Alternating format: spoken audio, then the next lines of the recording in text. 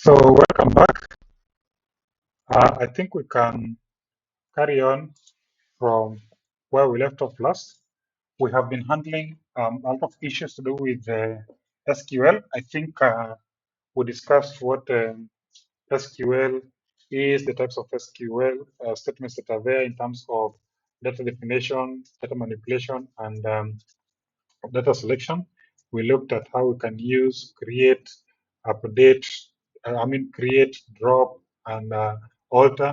We looked at things like select. We looked at things like unions, and the whole 9 yards as far as SQL is concerned. So I would like to believe that moving forward, we understand how how SQL works, and based on the sample questions that have given us, if you are able to go through them, it means that you should now be comfortable with SQL as a language. So I wanted us to switch gears a bit and start looking at Excel as a data analysis tool. Remember, SQL will only allow us to extract the data, but when it comes to Excel, it will allow us to be able to now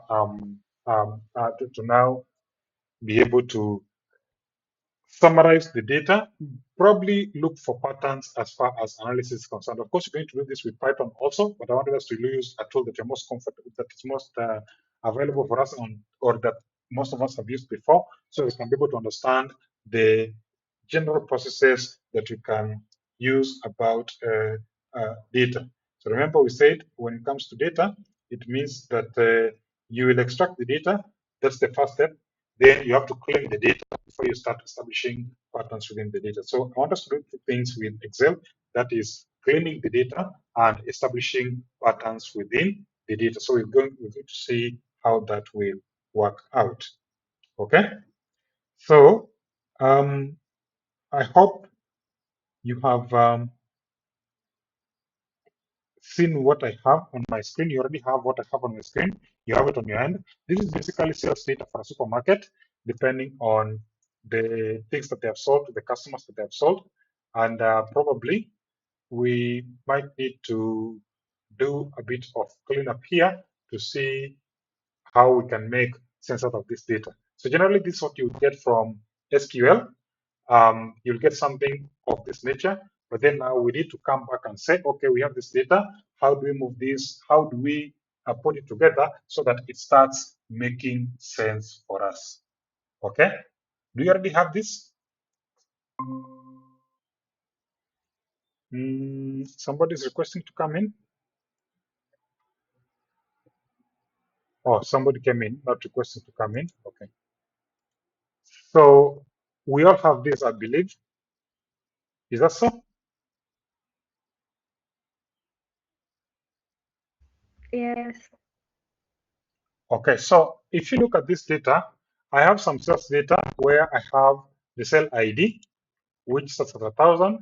Then I have the date, time, the branch where we sold, the product that was sold, the product code and the product name, then the category of the product. You can have various categories, but I think in my case, I only have bread. Then in most cases, you can have more than one category. I think probably maybe I should have tried to generate the data very randomly so that I can have various categories, but nonetheless, I think that should still suffice. I have the quantity that was sold, the unit price, and of course, total amount, any discount that was extended. Then, of course, I have the discount amount and the amount that was paid by the customer, the type of customer, their name, and of course, this is if they are a regular customer or a walk-in customer, their telephone contacts, if you have. Then, of course, the sale type, whether it was a bulk purchase or it was a regular purchase, and of course, how it was paid, who was the cashier, and what is the invoice number. So generally, this is sales data that we have, and we have extracted this data presumably from our database. So we want to be able to see how we can get around this data. So the first things that we need to do, we said, remember, is you need to clean up the data. And to clean up the data, there's several things that you can do. One, you can combine columns together. So for example, when it comes to timestamp, which is date and time, I can put these two fields together. Now I'm assuming you have some experience using Excel. That's my assumption. Is that assumption correct?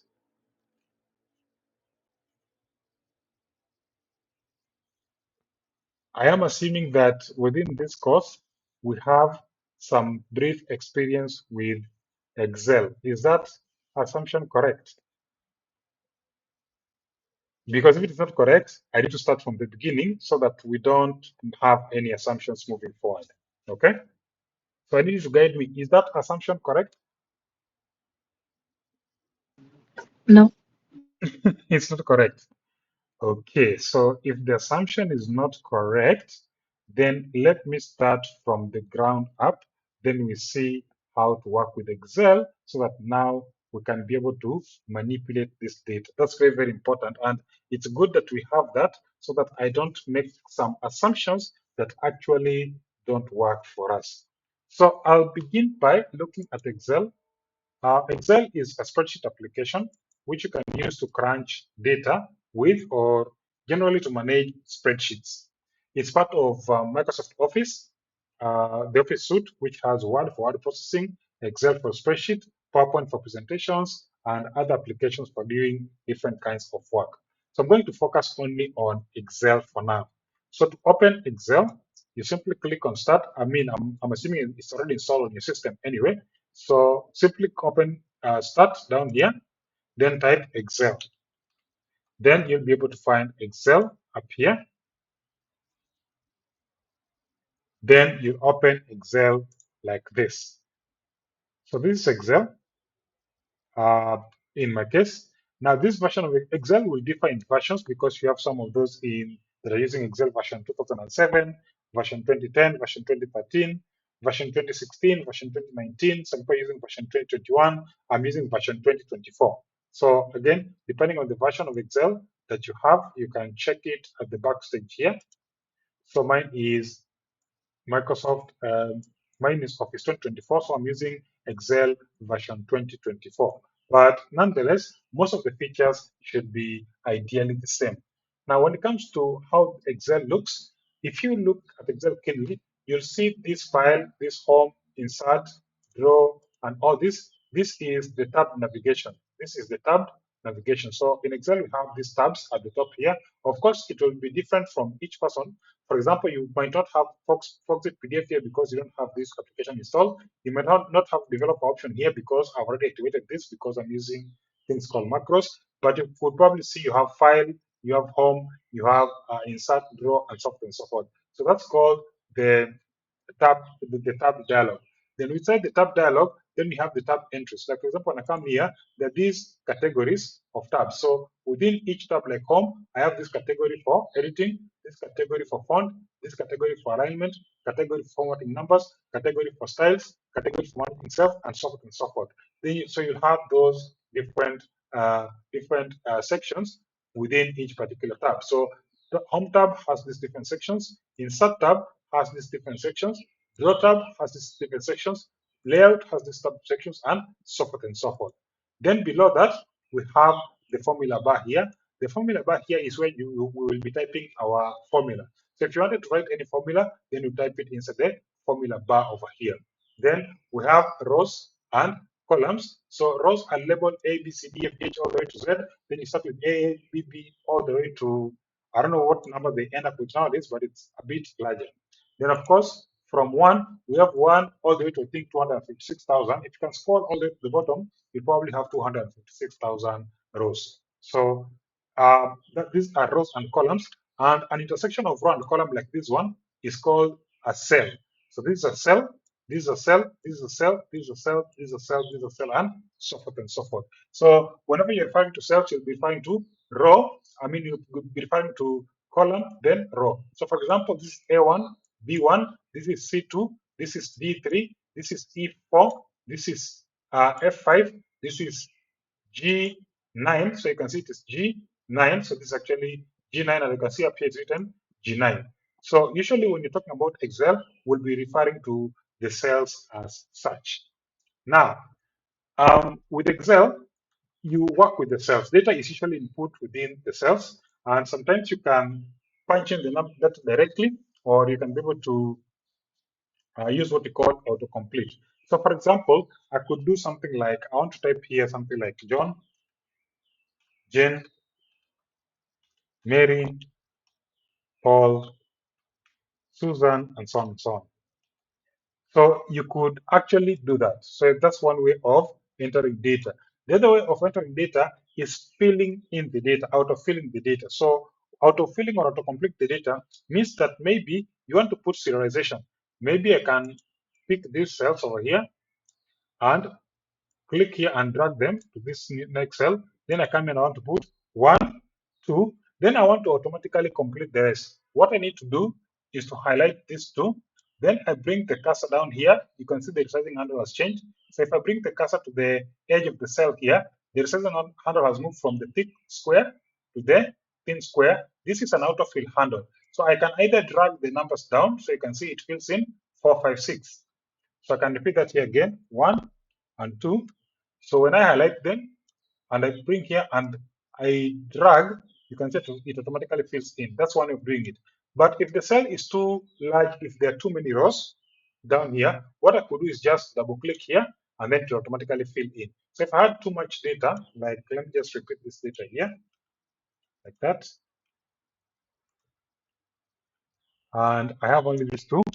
So when I have this and I want to fill in this data, I'll highlight this, bring the cursor down here, I change the resizing handle, then I double click on it. You can see automatically it fills in the rest of the data for me. So double clicking is a much faster way than coming to highlight, then saying drag all the way to the bottom like that. Okay, so it will depend on the amount of data that you have within your spreadsheet, but autofill, double clicking to autofill the data is a much quicker solution. Okay. Then you might not only autofill numbers, you can also autofill dates, things like 1st January 2026. If I come here and say, now I'm talking about 1st April 2026, if I try to autofill this data, Excel will try to determine what pattern this is. So you can see this 1st January, this 1st April, it means that I am adding every 3 months. So if I double click this, you can see sir, it goes to July, October, January, April, July, October, January, April, July, October, and so forth and so forth. So it means that I'm doing data for each quarter. So Excel is intelligent enough to be able to know that if you fill in 2 rows of data, it will be able to try and figure out what you're actually trying to achieve with that data. Okay, so that's very important when it comes to autofilling data with Excel. And by the way, you can also fill things like this is A1, this is B1.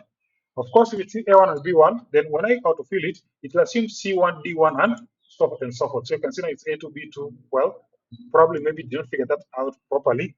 Maybe I wanted this one to be C1. Maybe I'll give it 3 of them,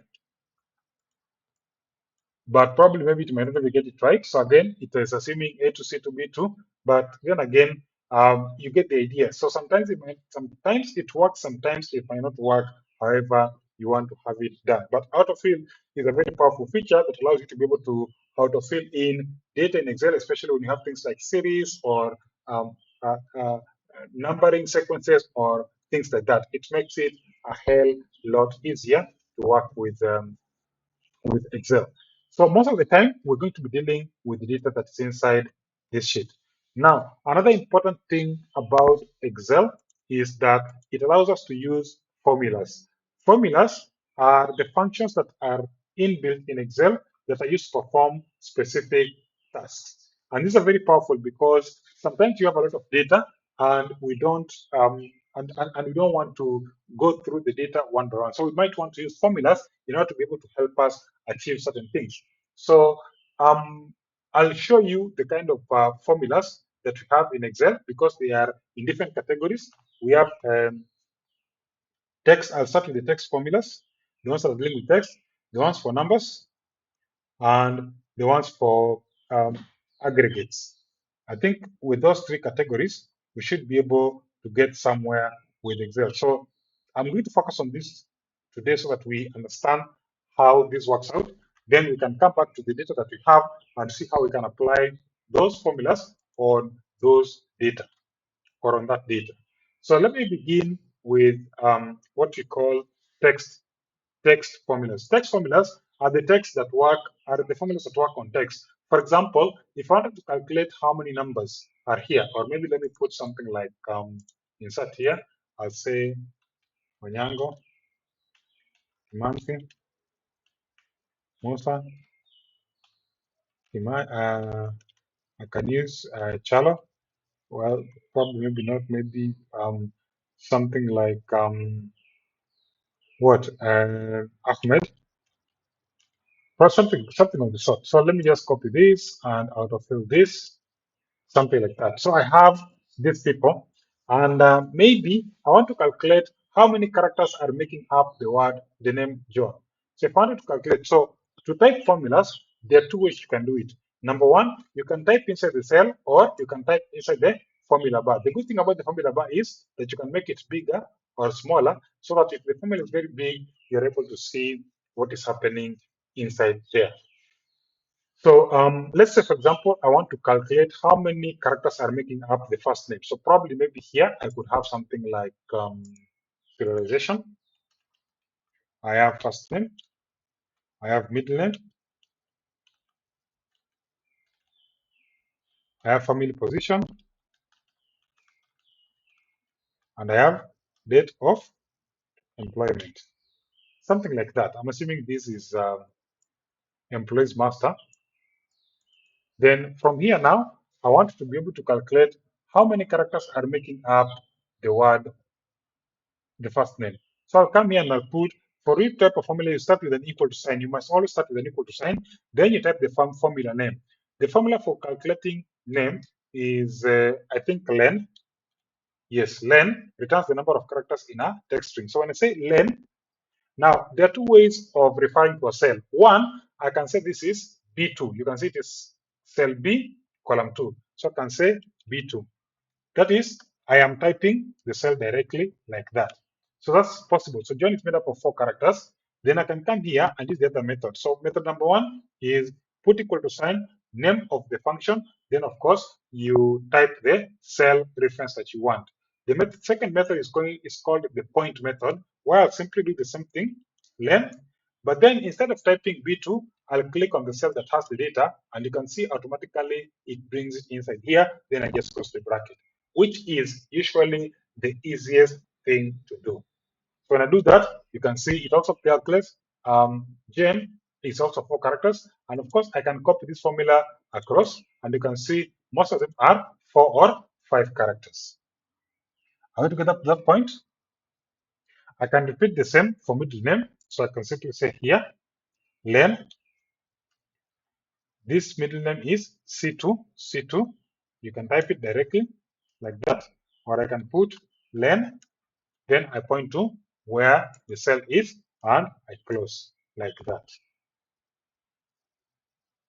Are we together? And of course, once I write the formula, I can place a cell where there's a formula, move the setting out of the bottom left, bottom right corner, then double click to copy the formula downwards. Or I could simply bring the cursor there. When it becomes a crosshair like that, I simply drag it all the way to the bottom to be able to fill in the remaining cells with the formula that I have written. Are we together? Yes. So now, before we go even further with formulas, there's something that Excel usually does, and that is called referencing or cell referencing. So by default, let me open Notepad here for my notes. So cell referencing. Bold.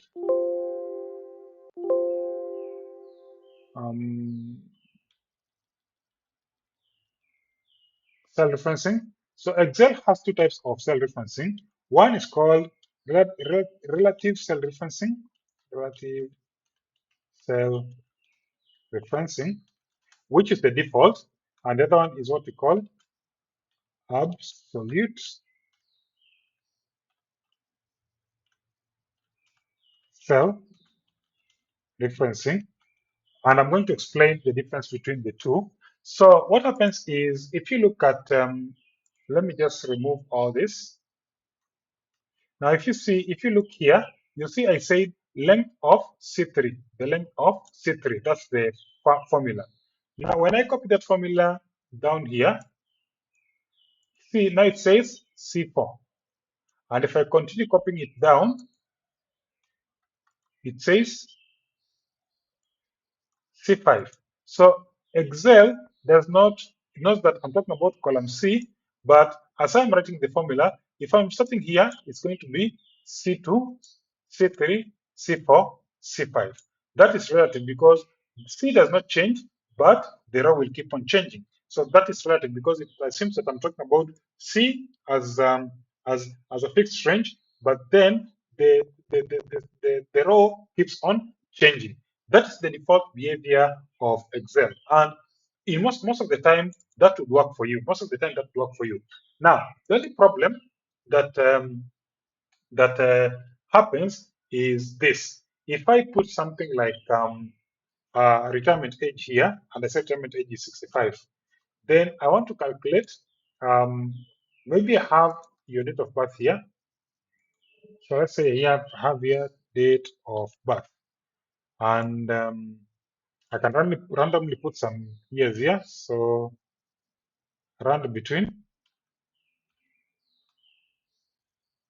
Don't worry, you're going to see how this one is run. So I want from the year 1986 to 2001. So I'll copy this. So I have some values here, and I can copy these and paste them as values so they don't keep on changing. Awesome. So I have some little bit here. So now, if I wanted to calculate when this person is going to retire, how would I put the age? What I would put here is, I would say, take whatever is here, then add whatever is here, then this person should retire in 2057, right? So when I copy this formula downwards, you can see these numbers are not correct, isn't it? So by default, this person, I'm supposed to take this 1992 plus 65. When I'm here, I'm supposed to take this 1997 plus 65. When I'm here, I'm supposed to take 2001 plus 65. The first one has been done correctly, but then the second one, it has taken whatever is here plus whatever is here, and that's what you have here. So you can see it is H3 plus I2. So H3, which is here, plus I2, which is what is here. So it's assuming because I took whatever is here plus here to get here, when I come here, I should take whatever is here plus here. When I come here, whatever is here plus here. When I come here, whatever is here plus here, and so on and so on. So in short, this 65 does not get stuck. It keeps on moving downwards. But you see, that's not the correct behavior, even though that is the Excel default behavior. And that's why we have relative absolute cell referencing, where now we can simply say, don't move this cell, copy it as it is, keep it as it were. So when I come down here, or even on this cell 2057, I can just remove the entire formula again. Then I could come here and I'll say this one, take whatever is here plus whatever is here. But then what you're going to do is you're going to place the cursor inside that cell, then you press F4. F4 will put these $2 signs. So it will lock I and it will lock 1. So it means that this cell will always be the value here plus whatever is on I1. Whatever is here plus whatever is on I1. So I place the cursor inside and I press F4. So you can press F4 to decide cell heading. In most cases, I want to maintain I1 as it is. So the $2 sign. So you can either type the $2 signs by hand, or you can just keep on pressing F4, then it will be able to apply for you. And once you press enter, it's 2027 correct. Then when I click on autofill, now you can see it is actually able to compute for me the retirement age correctly. So that is actually what absolute cell referencing is. I want to fix my formula to refer to this cell over here and not to move relatively with the formula. Are we together?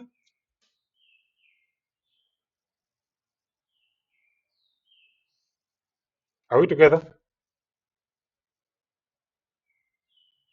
Or do I need to explain Yes. again? Yes, yes. Yeah, that's very important for us to see.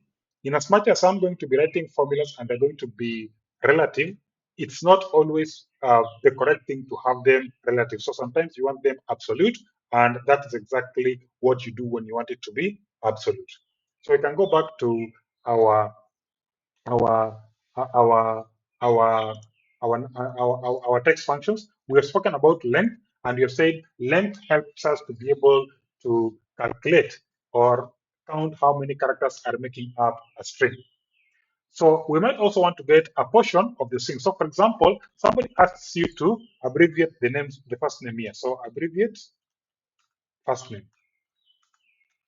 So if you want to abbreviate first name, in short, if the first name is John, I put J, Paul, I put P, S, I put S, and so forth and so forth. So how do I do that?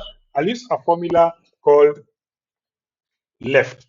So the formula called left, the function called left, and left will ask you the text that you want to convert. In most cases, I want this B1. So either I type B1 like that, actually it's B2, not B1, B2 like that, or I can just point to B2 by clicking on it like that. Then I put a comma. How many characters do I want? I want maybe one character. So because that's how I want to abbreviate the first name. So when I do that, then you can see it gives me J only.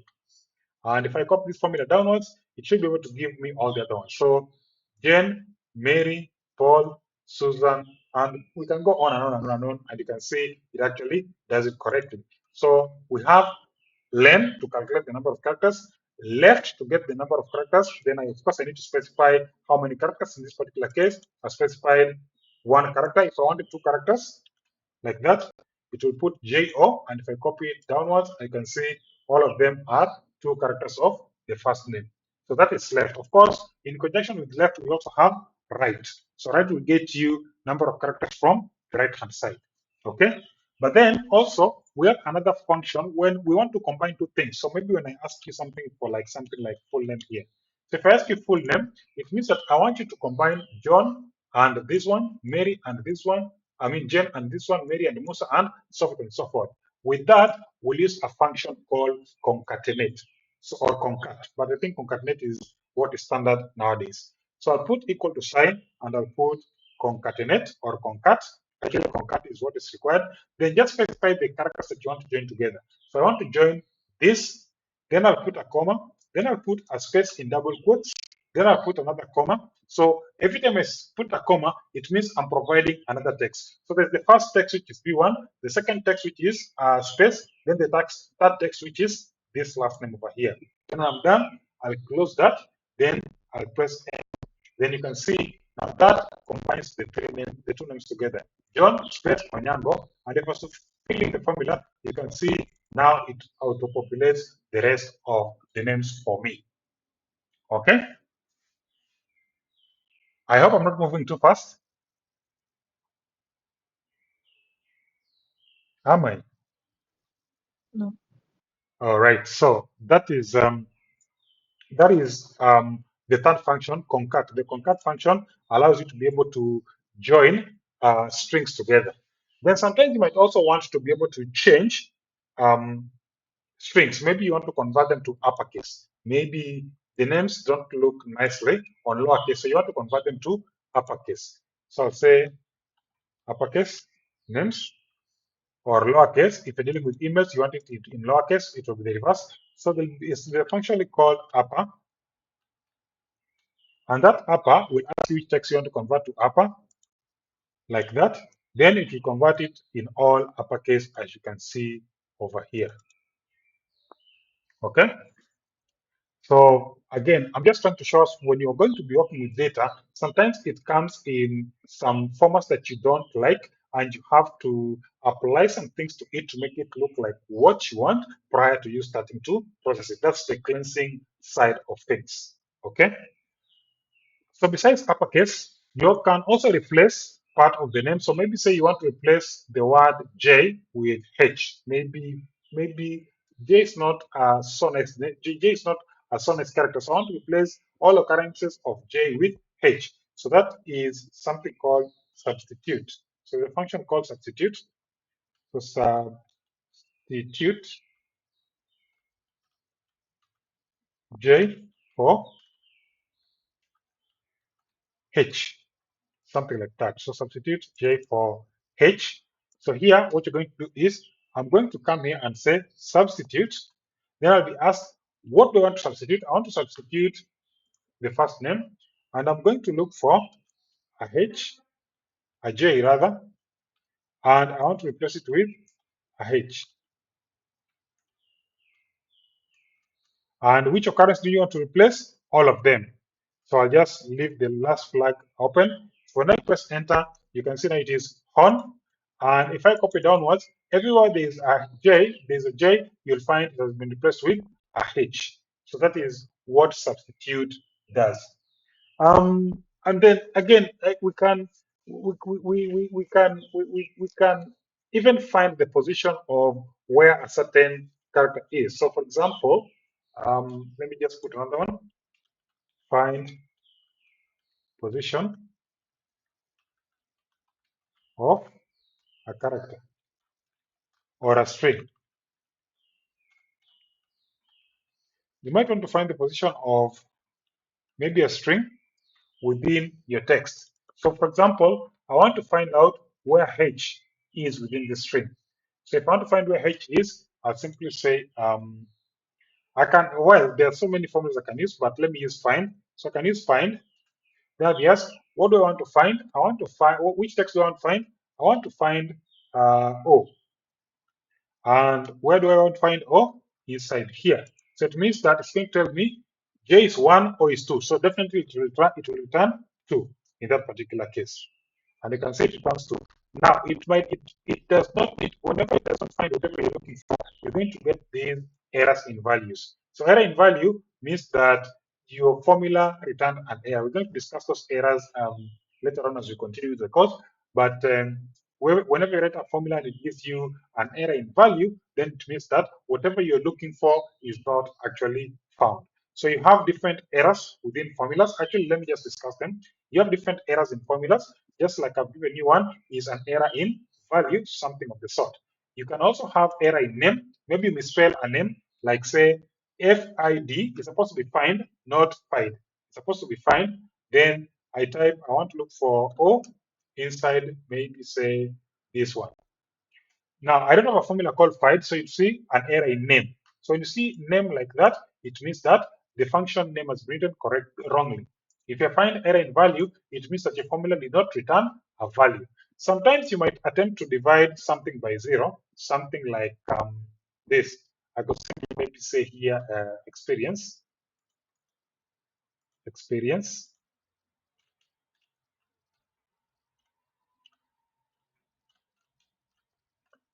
and I put here 0. Then I want to calculate the but by the time you're retiring, how many years average on experience would you have had? So I could say something like take the expiry age, divide by the experience. So that you're going to see this error divided by 0. So again, in uh, in Excel, when you're writing your formulas, you're either going to get this error in name, error divided by 0, or error in value, or maybe other errors that we will be discussing as we move along. So when you get those ones, just simply know what they mean, and you can be able to go ahead and fix them and see how that works out. So finding the position of a text, I was saying use the find function. You can also use the substring function. There's another function called substring, sorry. So you can also say substring.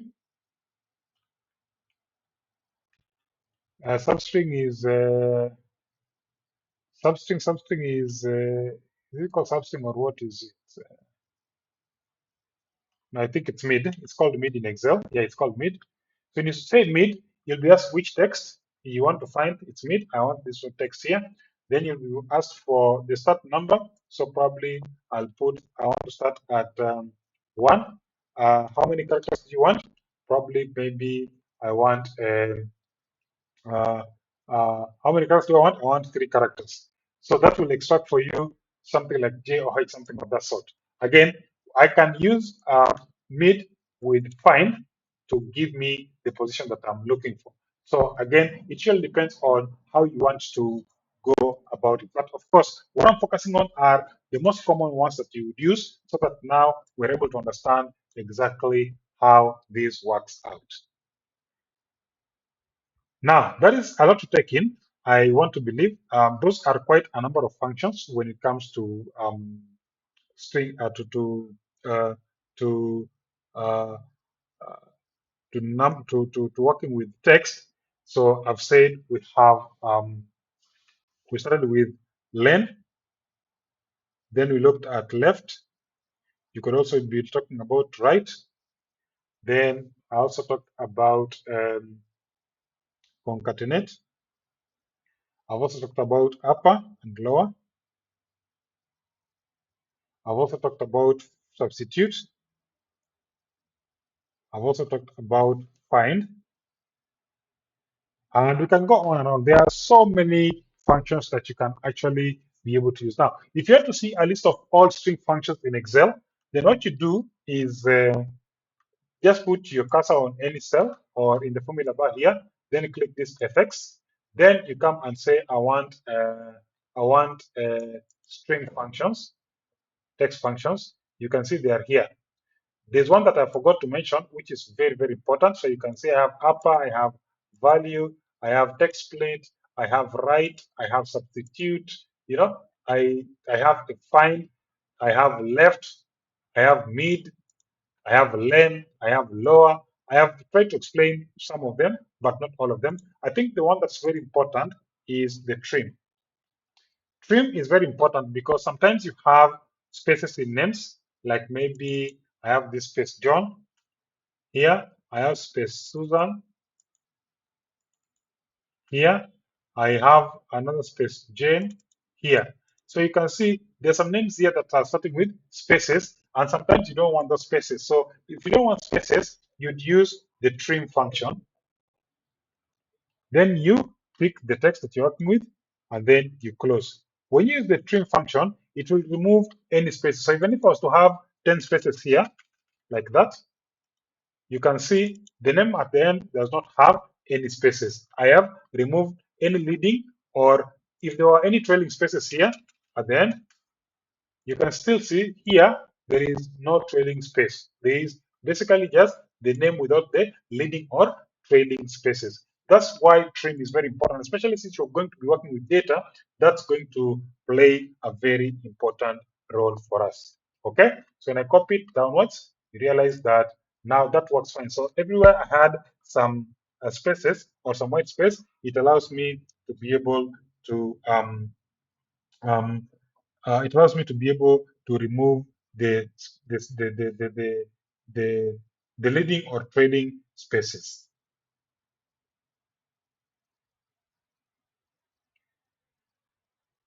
Any question of that point? I know that's a lot. As I said, if you wanted to read all the function names that deal with the text, you could click on this function. You place the cursor in a in an empty cell. Click on this function.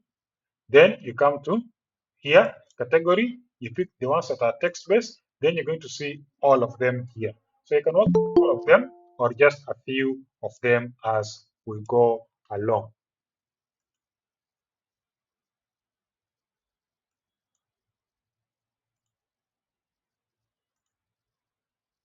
Okay. Um, so those are string functions. Okay. And most of the time, we're going to be dealing with string functions and aggregate functions. Aggregate functions are the ones that help us to do aggregate values. You see, these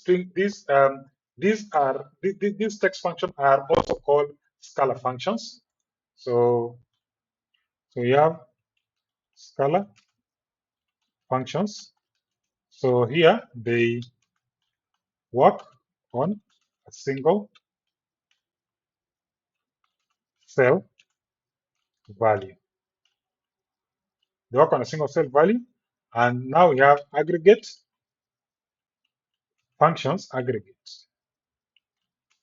functions, and aggregate functions work on the entire, or what we call cell range.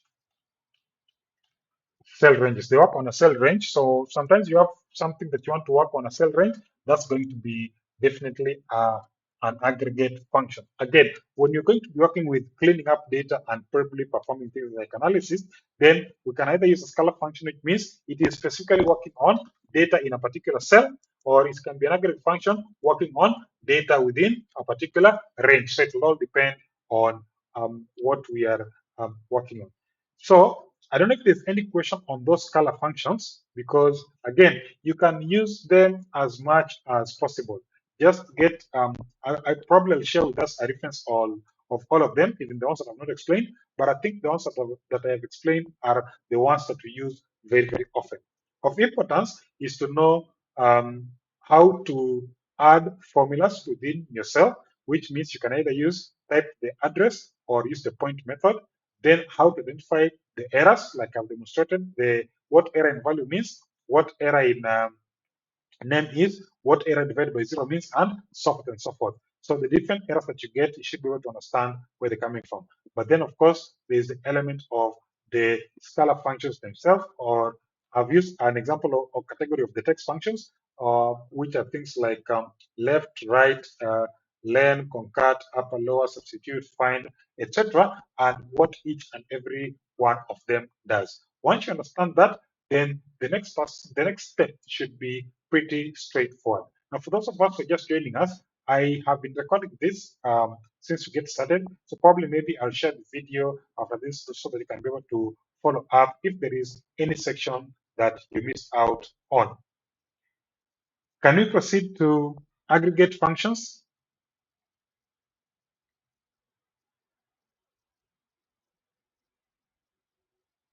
Aggregate functions.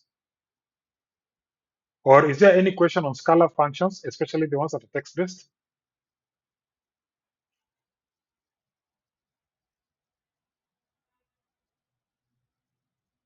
So if all microphones are mute, I want to assume that there's absolutely no issue at that point. By the way, I think I can, maybe you can do that after we're done with the, you can do that after we're done with the class. Maybe not a big deal. So maybe I can just jump straight into aggregate functions so that we see what they do.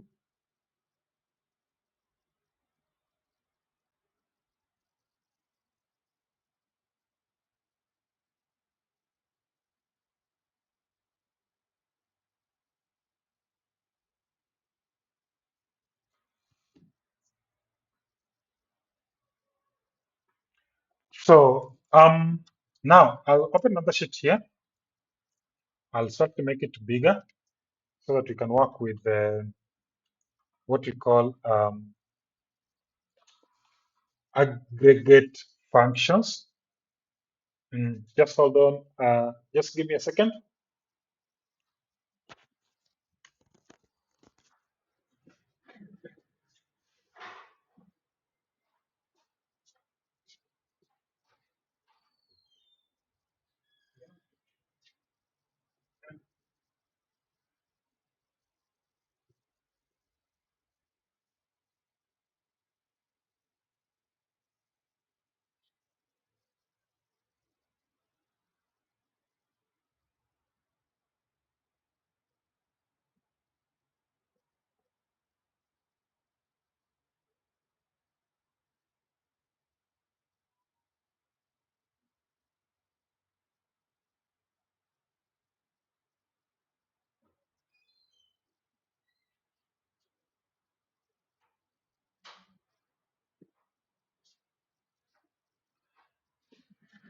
All right, so aggregate functions. So aggregate functions, we said, are those functions that work within a range. By the way, as I was talking about cells, when you pick one cell, that is a cell. But when you pick more than one cell, that is actually called a range.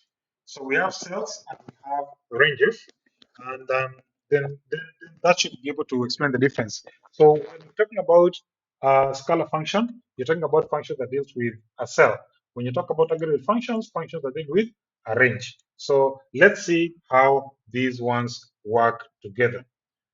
I just put in some data over here, just some random data that will be able to help us to work on this and see how this works out. Um, I think I had some data over here. I'm just trying to look for it. Where did I put this? This is my second screen. Well, maybe I'll just probably need to type in some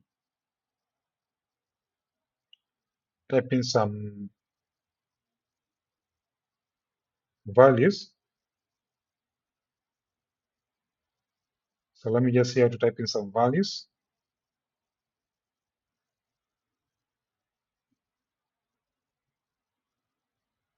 What do I use? Let me use some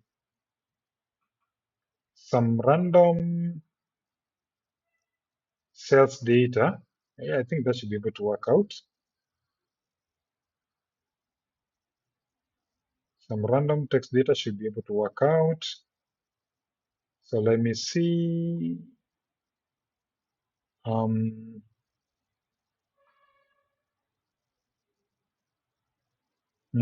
What? Yeah, that doesn't make sense. I'm just trying to see what would make a difference here. I think okay, this random data is not really helping. So I think I'll just focus on just that new data. So let me say I have here date. Sorry, that's not how you spell date. So date, maybe time. Well, not time, but product. Then maybe say quantity, unit price, and maybe say total. Then here probably have something like 1st January 2026. And I'll just ask you to fill in some data for me, something like that. Maybe here I have maybe item A, item B, item C, and probably I can just highlight this and paste. I can use autofill, by the way. Then here I can have a random between. It's random between maybe say 1 and 50 to put a random number there. Then here probably have a random number between 150 and 890. So I'll have that, and I'll copy these as paste them as values so they don't keep on changing. So that way they won't keep on changing. Now, what I forgot to mention is that in Excel we also have what we call we have arithmetic operations. Arithmetic operations are the mathematical operations that we can apply to things. They are basically just 5. That is addition, subtraction, multiplication, division, and modulus. Modulus is a number that remains when you divide something by another one, something like that. So you can put equal to sign, then you can just say, I want to take this one multiplied by this one. So that's a mathematical operation, and it should be able to give you the summation like that. So again, mathematical operations are allowed. You can do multiplication, you can do addition, you can do subtraction, you can do division, you can also perform so many of them. The only thing is that now you might want to provide them with brackets, especially when you're applying multiple operations. So when you're applying multiple operations, so probably maybe you might want to consider using brackets so that you're able to solve what's inside the bracket first before you move to the next thing. So let's assume we have this, and we want to perform what we call aggregate functions. So for aggregate functions, we might want to be able to calculate, for example, how much did we sell in total? How much did we sell in total? So you can say here, total sales. So you see, when it comes to how much you sold in total, it means that we have to add all these things together. So you're not going to say this one alone, this one alone, this one alone, but you're going to use the entire range together. So what I'm going to do here, we have aggregate functions, and some of they are basically just 4. They are more okay, they are more than 4, but mostly we use 4. So we have sum as one of them. So one of the aggregate function we have is we have sum, max, mean, average, standard deviation. These ones are the ones that we use the most when it comes to aggregate functions. So 1, 2, 3, 4, 5. Well, mean and average is the same thing. So some people call this one mean or average, not mean, but average or mean with like that. So mean and average mean the same thing. Okay, so these are the ones that you saw. If I wanted to find out how much we have sold in total, I will put here and I'll say sum. So when I put sum, you can see it's going to ask me for a range. I can say this is E2 all the way to E20. So I can say E2 full colon E20 like that. So you can see it has selected everything for me. It's actually E21, not E20, E21. So it has selected everything for me like that. Okay, so that's one way of doing it. You can just type the cells directly, or you could do something like sum. It doesn't have to be capital. I'm just typing in the capital. Then you highlight all the cells that have the values that you want. Then you close. So that's another way of doing it, and you still end up with the same numbers. So however you want to go about it, whether you want to click on to type, then you type equal to sum, then you select the rows, or you just type sum, then you drag to select the cells that you want to use. Whichever way you work with it, either way is fine. There's no wrong or right method here. It all depends on how you want to achieve it. So you can see that's the total set. So if I was to add these things all together, it will give me this number. And this is very, very easy to work with, because sometimes you see you have very huge numbers you're working with, and adding them one by one becomes a bit of a challenge. So it's much easier to just use the aggregate function. Now, if I wanted to find the highest cell, what would I use? I would use max. So when I come here and I say max, and I select this entire range here, like that, it will give you the maximum cell, which is 35225. This is the highest cell. There's no higher cell than that. If I want the lowest cell of all of them, I'll use min. Then you can see I can select the entire range of cells that I want to work with. Then I simply close, and I have my small lowest cell is 190, which is this one over here. There's no lower cell than that. If I want the standard the average, by the way, can be calculated how? By, I forgot one. The average can be total cell divided by the count. So if I want to know how many cells we have in total, before I go average, let's just say count of cells, count of cells. If I wanted to know how many cells I have in total, what I would do is I would use the count function. So I'll come here and I'll say count, and count would be count these ones. So in total, I expect them to be 20. Yes, they're 20 because I'm starting at A2 and I'm stopping at A21. So that are 20 items in total. Then if I want the average, then I can say get me if average, and then average for me these things. You can start from bottom by there going to the top. You don't have to start from top going to bottom. You can start in any direction. It's still allowed. It will be able to just place it correctly for you. So that's my average cell. So you can see these are what we're referring to as aggregate function. They're aggregating the values that we have inside here. And this is pretty powerful because now it allows you to be able to perform some calculation without necessarily having to focus so much on the numbers or things that are there. So just highlight whatever you want to work with, then it's good to go. Are we together at that point? Yes. Then, of course, with count, we can also count based on some condition. So maybe say I want to count only where the item is item A. So amongst the entire cell, I want to count item A's only. So I can simply say count if, then I'll be asked the range, it is here. Then I'll be asked the criteria.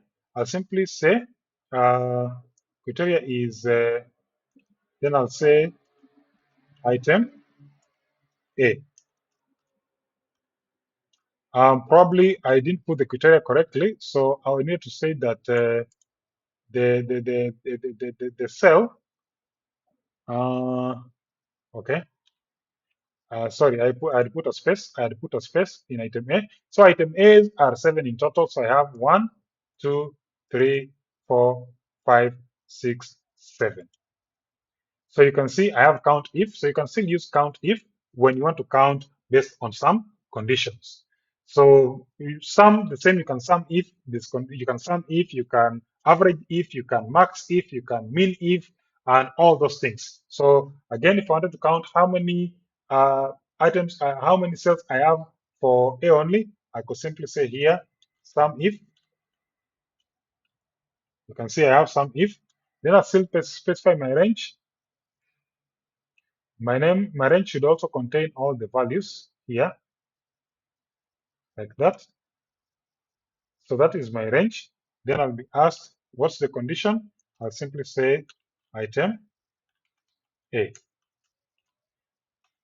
So, well, that might not work out because that the formula doesn't make sense. I've selected a two-dimension matrix. I'm going to show us how to work with two-dimension matrix, but I could sum if this value is a certain value and so on and so on. So you could bet on that. We're going to look at how we can achieve that. I've just realized that a two-dimensional matrix is not as straightforward as a one-dimensional matrix, which is actually what we've been working on so far. So sum if, count if, average if, so long as you're working on a one dimension, then you can just refer to a value that you want to count and it should be able to perform the calculation for you. Okay. Now, of course, there are other functions that we're going to use that are going to be very, very useful. And they are actually called, it's actually called VLOOKUP. So there's one function that's very, very important. It's called VLOOKUP. And I'll just demonstrate for you what it does because it's something that you're going to use over and over when it comes to cleansing our data. And I think after that, I'll take a break at that. Then probably maybe see how I can be able to give us some tasks which you can be able to follow along with as we move along. So let's say, for example, I have item code here, and I have item name, and I have unit price. Okay. So I have this. I just use item code A001. Sorry. Then maybe let me add just some 5 items like that. Then I'll say here blue band or Kimbo, cowboy, peely, sunflower, and what else? Which other cooking oil do we have? Golden fry.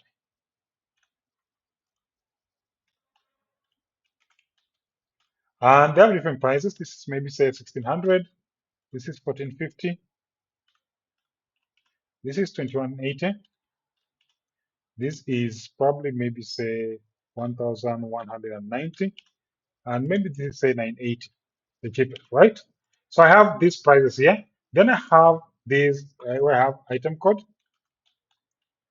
quantity. So I have item code A005, A003, A002, A001. I'm doing this deliberately so that you're able to see that it actually works. A001 and maybe say A004. I've not mixed these things. I've mixed these things up so that now they're not following each other. They're not following each other per se. Then probably maybe have date here. I maybe have here, this is 1st Jan 2026. And probably I want to copy this date for all the values here, like that. The same date. Then the quantity I can say rand between 21 and 47, something of that sort. So if somebody asks you to do the total here, how do you achieve it? So probably here, I'll just copy this one and paste them as values. If somebody told you to do the totals here, how do you achieve it? Let me have a honest opinion, or let me just have honest answers. If I asked you to do the total, what would you do first?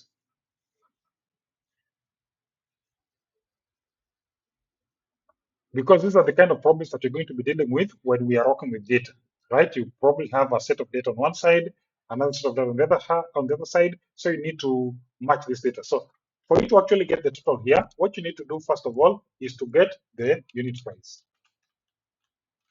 Okay, you need to get the unit price here.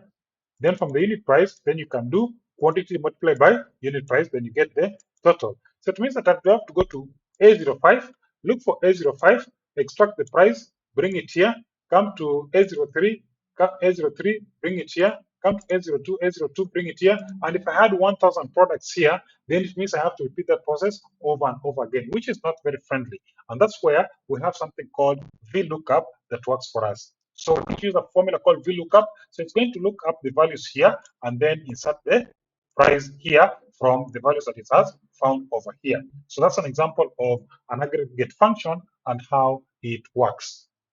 So this is what it's going to look like. So I'll say VLOOKUP, VLOOKUP, VLOOKUP. Let me just write in caps equals VLOOKUP. So the VLOOKUP, it will ask me, what value do you want to look up? Mostly, I want to look up this value. Then it asks me, why do you want to look it up? I want to look it up here. Then which column do you want to return? I want to return column 1, 2, 3. I want to return column 3 because it's the one that has the price, column 3. Then it will ask me, how do you want to search? I want an exact match. So I'll say false, exact match. So false for exact match. So it has to be exactly A005. Then when I press enter, you can see automatically A005 is 980, A005 is actually 980. Now, I think you might be imagining that if I was to copy this formula downwards, then it would work. So you can see it doesn't work. Why does it not work? It's because of how Excel references cells. So you see when I say VLOOKUP, it starts looking at the cell from here. When I come down here, it starts looking at it from here. When I come down here, it starts looking at it from here. When I come here, it starts looking at it from here. When I come here, it starts looking at it from here. And that's why you're seeing getting NA because A001 is not between these values over here. So that's where the problem is. So when you're writing VLOOKUP, first and foremost, you want to make sure that you have fixed your range. So the range is actually fixed. But that's also a problem. So what I usually prefer to do is to highlight this entire range, right click, then say define a name, then give my range a name, and I'll call it maybe say prices. So as again, I said, highlight the entire range that you want to use, right click, then go to define name, then probably say prices. The cell has to have, it cannot have special characters or things like spaces, dashes, or art symbols, or things like that. Only underscores and letters of the alphabet. That is probably what is allowed. Now, once I give the name a range, so I can come and remove all this. Then now I can come and say VLOOKUP. Then I'm looking up this value inside prices. As you can see, prices is down here. Then which cell do I want? I want the third cell, and I want an exact match, which is false. So when I do that, and now I copy the formula downwards, you can see now all of them are working flawlessly, and they're actually very accurate. Because now what Excel does, it locks itself inside this range as it is and does not move relatively as it was previously doing. That's why I was trying to explain why it is important for us to understand the difference between absolute referencing and relative referencing. Now here I'm using an absolute range, which is this range as it is. So I'm not moving it relatively, and that is one of the use cases that we have. Now, when it comes to VLOOKUP, in your lookup table, the column you're searching must be the first one. In your VLOOKUP, the column that you're going to be searching must be the first column. So if you put this as the second column, it won't work. This must be the first column for it to be able to work.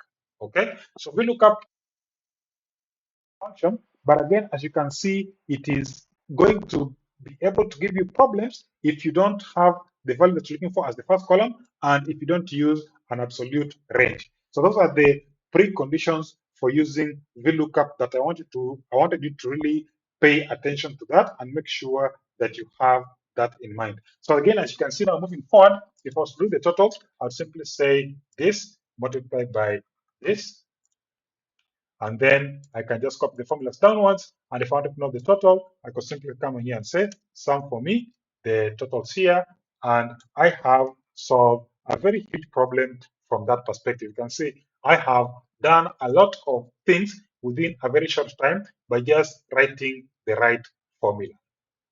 Any question? I will give you practice questions for this. Don't worry, I'll also give you the video so you can be able to get around with the functionalities that we have just been talking about. Okay. Any question? I know it might not be straightforward since you're getting started, and I'm also trying to move with a bit of speed to make sure that we're done with Excel, so that now we can start focusing on Python and the Python libraries that are there, just to see how now we can actually automate this whole process instead of doing it by hand. Okay. Kuna swali mpaka Yes. hapo? Okay. Any question up to that point? I'll share the video. Don't worry. I'll share the video. So you'll probably be good to go and follow it at your own pace, see how that works out. Now, this is the assumption that I had made. I made an assumption that you know how to do this. So I was only going to start off with, we have the data. How do we clean it up so that now we can be able to start? Based on what you've mentioned, I think this is going to be useful. There's still some things that I have to explain, especially the functions, the if conditions, and the user-defined functions, so that you are able to see how we can write our own functions and see how to use them within our worksheet. So that sometimes we don't have to do a lot of work with writing very complex formulas, okay?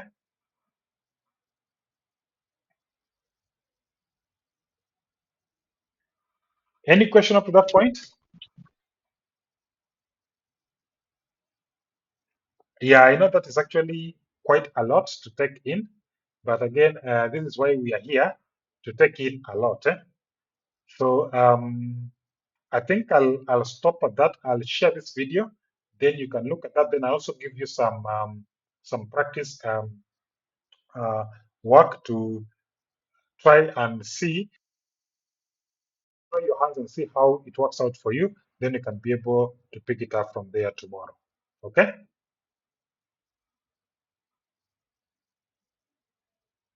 Are we together? Yes. Yes. Okay, so I think I'll just come back to the meeting, see if there's anything that requires my attention. Yeah, I can see we have tried to increase the number today, but that's fine. I think this is okay. So maybe if there's no question, I'll take a break at that. Then you give me about 10 minutes. I'll upload this video on YouTube. Then I'll be able to share it with the class as I prepare for the assignment. Is that okay? Awesome. Okay, so I think let's take a break at that. Then we'll carry on from tomorrow.